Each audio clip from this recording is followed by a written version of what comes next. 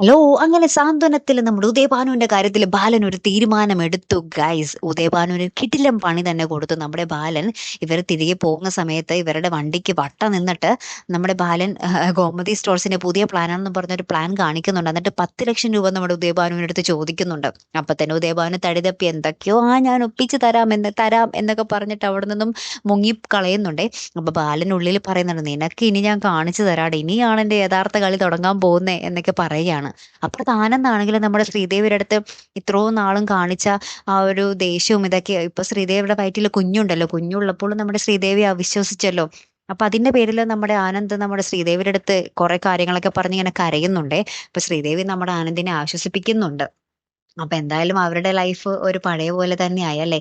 ഇനി നമ്മുടെ ഉദയഭാനുവും ഭാര്യയും കൂടെ കേറി ചെന്ന് അലങ്കോലമാക്കാതിരുന്നാ മതി അല്ലെ ഗൈസ്. കാത്തിരിക്കാട്ടോ അടുത്തൊരു വീഡിയോയുമായി വരുന്നത് വരയ്ക്കും ഗുഡ് ബൈ.